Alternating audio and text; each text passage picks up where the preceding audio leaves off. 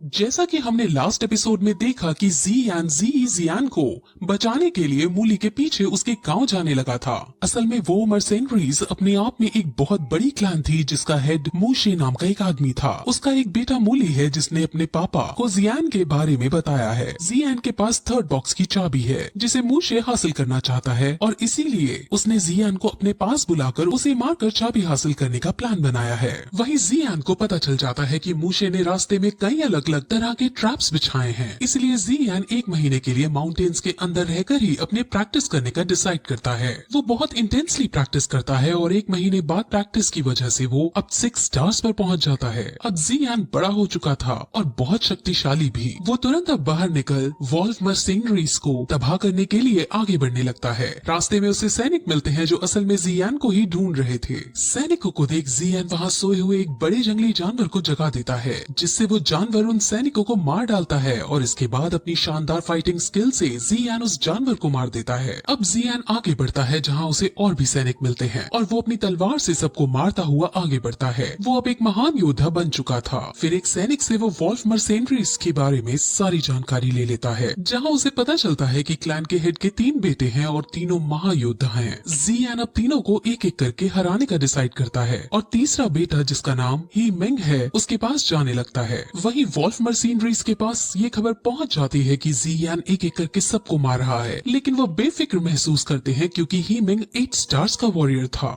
उन्हें लगता है कि वो जियान को आसानी से मार देगा। वहीं ही मेंग को दिखाते हैं जो अपनी अयाशियों में मग्न हो रखा था, लेकिन तभी जियान उसके सामने आता है और वो उसको लड़ाई के लिए चुनौती देता है जिसके बाद दोनों में अब बहुत इंटेंस फाइट होने लगती है। पहले तो जियान भारी पड़ रहा था लेकिन फिर ही मेंग भी अपनी स्किल्स का यूज करता है और उसे पीटने लगता है। जियान जब हारने लगता है और जब उसकी मृत्यु होने ही वाली होती है तभी हमें एक कमेंट्री सुनाई जाती है जिसमें हमें बताया जाता है कि फाइट के अंदर कौन सा वॉरियर जीतेगा ये डिसाइड सिर्फ उसकी लेवल से नहीं होता और ना ही स्ट्रेंथ से होता है। हालांकि हीमिंग की लेवल और स्ट्रेंथ ज्यादा थी लेकिन जियान ने अपने मास्टर से बहुत सारे स्किल्स और बहुत इंटेंस ट्रेनिंग की थी जिस वजह से वो दोबारा खड़ा होता है और सभी स्किल्स को कैलकुलेटिव मैनर में यूज करते हुए अब हीमिंग को मार डालता है। अब मूशे हीमिंग की डेथ सुनकर बहुत तिलमिला जाता है और वह सभी वॉरियर्स को जो 5 स्टार से ऊपर के हैं उन्हें जियान को पकड़ने के लिए भेज देता है। वहीं हमें जियान को दिखाते हैं जो लॉर्ड याओ के मेडिसिन हाउस के अंदर रह रही है। उसको भी ये खबर पहुंच जाती है कि जियान यहाँ तक आ चुका है और उसने हीमिंग को मार दिया है। जियान बहुत खुश होती है। वहीं लॉर्ड याओ अब उससे मिलने आते हैं और उसे जियान के बारे में पूछते हैं जिस पर वो सिर्फ ये कहती है कि जंगल के अंदर उसने मेरी जान बचाई थी और खजाना ढूंढने में भी मदद की थी। इससे ज्यादा मेरे साथ उसका और कोई रिश्ता नहीं है। वहीं दूसरी तरफ जियान के मास्टर उसके इस पराक्रम को देखकर उससे बहुत खुश होते हैं और अब उसकी तलवार लेकर उसमें पावर्स डाल देते हैं।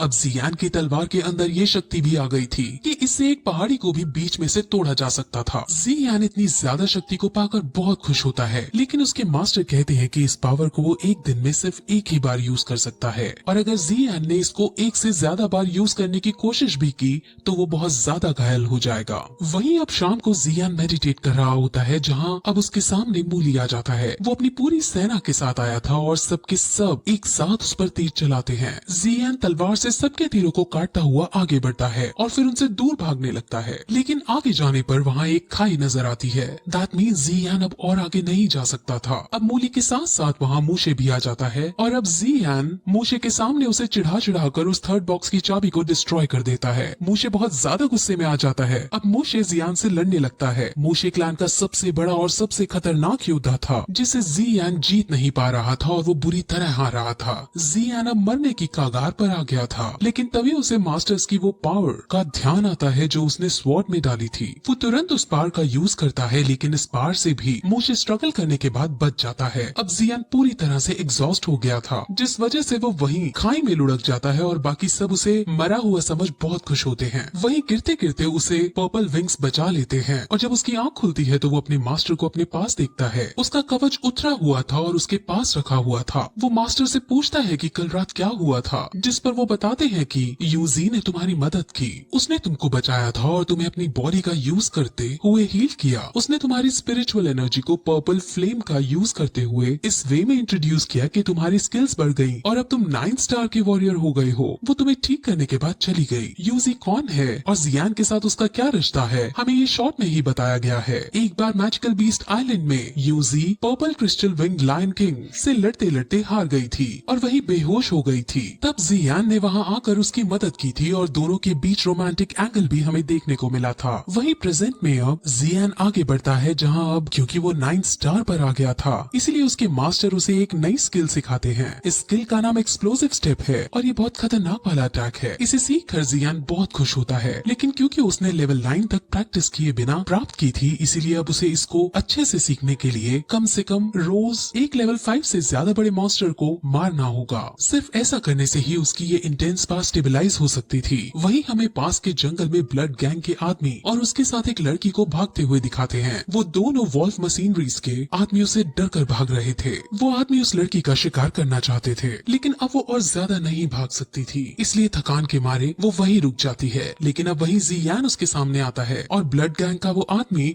उसे खतरा जान उसे यहाँ से जाने के लिए कहता है, लेकिन जियान उनकी मदद करना चाहता था। अब वहाँ वॉल्फ मशीनरीज के आदमी भी हैं और उनमें उनको लीड करता हुआ गैनमो भी वहाँ आता है। जियान एक्सप्लोसिव स्टेप का यूज करते हुए उन सब से लड़ने लगता है और बड़ी आसानी से उन सबको मारकर गैनमो के पास जाता है। वो उसको मारने ही वाला होता है कि तभी गैनमो कहता है कि मैं जियान की कंडीशन के बारे में जानता हूँ। अब जियान रुक जाता है, जिस पर गैनमो कहता है कि जियान इस वक्त लॉर्ड याओ के घर में है। असल में मूशे ने ये खबर फैला दी है कि जियान पॉइजनस एक्सपर्ट है और उसके पास पॉइजनस बुक ऑफ 7 कलर्स है जिसे सब हासिल करना चाहते हैं। यानी अब सब जियान के पीछे पड़ने वाले हैं और उसकी जान को खतरा है। जियान ये सब सोच ही रहा होता है कि तभी गैनमो को वहाँ से उठने का मौका मिल जाता है और वो तुरंत लिंगर को पकड़ने उसके पीछे दौड़ता है। जियान अब इस बार रहम ना करते हुए अपनी तलवार से गैनमो को मार डालता है और अब वो जियान के पास जाने का डिसाइड करता है। वहीं जियान रात में ट्रैवल करते हुए जियान के पास पहुंच जाता है। जियान उसको देखकर बहुत खुश होती है। जियान उसको अपने साथ भगा कर ले जाना चाहता था, लेकिन अगर वो ऐसा करता तो मोशे विलेजर्स को तंग करने लगता है और मुझे यहाँ आने के लिए ब्लैकमेल करने लगता, इसलिए वो ऐसा नहीं करती। उन दोनों के बीच में हमें थोड़ा रोमांटिक एंगल भी दिखाते हैं। जियान को चाय पिलाती है, जिसके बाद जब वो बातें करने ही वाले होते हैं कि तभी वहाँ लॉर्ड याओ आ जाते हैं और वो पहचान जाते हैं कि ये जियान है। असल में लॉर्ड याओ अच्छा आदमी नहीं था और वो पॉइजनस बुक ऑफ 7 कलर्स प्राप्त करना चाहता था। वही लॉर्ड याओ के साथ उसके आदमी भी थे, जिनमें से एक मूशे का गुप्तचर था।